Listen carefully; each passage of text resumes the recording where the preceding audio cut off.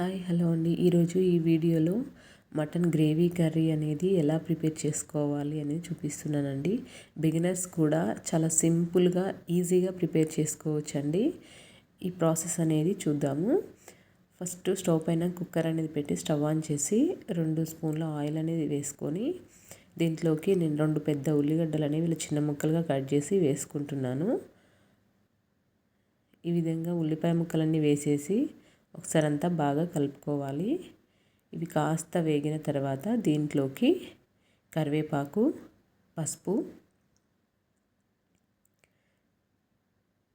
వేసేసి ఒకసారి అంతా బాగా కలిసేలాగా కలిపేసుకోవాలండి. ఇలా కలుపుకున్న తర్వాత దీంట్లోకి నేను ఇక్కడ కొత్తిమీర, పుదీనా, అల్లం వెల్లుల్లి, గసగసాలు, జీలకర్ర, ధనియాల పొడి అనేది వేసి ఈ విధంగా పేస్ట్ లాగా మిక్సీ పట్టుకున్నాను. ఈ పేస్ట్ అంతా దీంట్లోకి వేసేసుకొని ఒకసారి అంతా బాగా కలుపుకోవాలి. ఈ విధంగా పేస్ట్ పట్టి వేసుకుంటే మనకు గ్రేవీ కూడా చాలా చిక్కగా మంచిగా ఉంటుందండి టేస్ట్ అనేది. ఒకసారి ఇలా కూడా ట్రై చేసి చూడండి, చాలా బాగుంటుంది కర్రీ టేస్ట్. ఇదంతా బాగా కలుపుకున్న తర్వాత దీంట్లోకి నేను ఇక్కడ 1/2 kg కన్నా కాస్త ఎక్కువగా ఉన్న మటన్ అనేది తీసుకుంటున్నాను.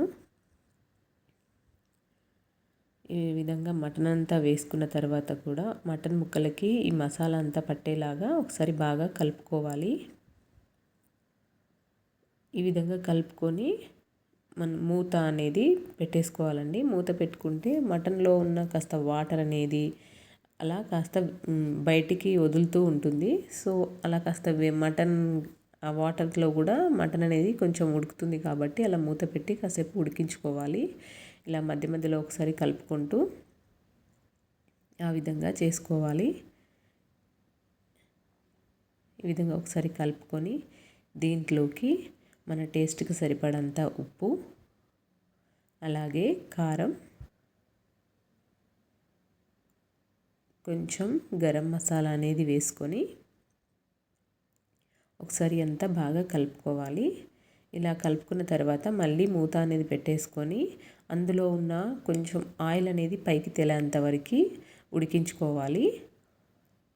అలా మటన్ అనేది ఆయిల్లో ఇట్లా ఈ మసాలాలలో మంచిగా వేగితే మనకు మటన్ ముక్కలకి మసాలా అంతా పట్టి మంచి కర్రీ కూడా చాలా టేస్టీగా ఉంటుంది. ఈ విధంగా ఆయిల్ అంతా పైకి తేలిన తర్వాత ఒకసారి అంతా బాగా కలిపేసుకొని దీంట్లోకి ఈ మటన్ ముక్కలు మునిగేంత వరకు వాటర్ అనేవి పోసుకోవాలి.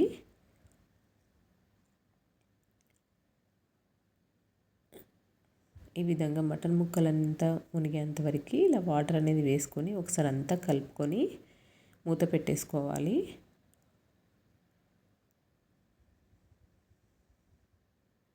ఇప్పుడు ఈ కుక్కర్ మూత అనేది ఫిట్గా పెట్టేసుకోవాలండి. ఇంతసేపు ఇలా మామూలుగా పెట్టి ఉడికించుకున్నాం కదా, ఇప్పుడు కుక్కర్ మూత అనేది గట్టిగా పెట్టేసి విజిల్ అనేది పెట్టి 6 విజిల్స్ వచ్చేంత వరకు మనం ఉడికించుకోవాలి. అంటే మనం తీసుకున్న మటన్ని బట్టండి. లేత మటన్ అయితే 4 విజిల్స్ అయితే సరిపోతుంది. కొంచెం ముదిరినది అయితే ఇలా 6 విజిల్స్ అలా ఇంకా ఎక్కువ విజిల్స్ కూడా పడుతుంది.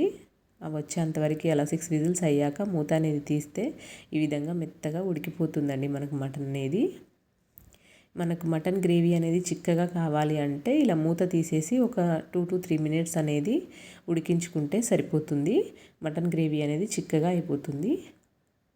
ఈ ప్రాసెస్ అనేది మీకు కూడా నచ్చితే మీరు కూడా ట్రై చేసి ఎలా వచ్చింది ఏంటి అనేది కమెంట్ బాక్స్లో కమెంట్ చేయండి. అలానే నా ఛానల్ని లైక్ చేయండి, సబ్స్క్రైబ్ చేయండి, మీ ఫ్రెండ్స్ అండ్ ఫ్యామిలీస్కి షేర్ చేయండి. అంతేనండి, చిక్కటి మటన్ గ్రేవీ కర్రీ అనేది ప్రిపేర్ అయిపోయింది. Thank you for watching.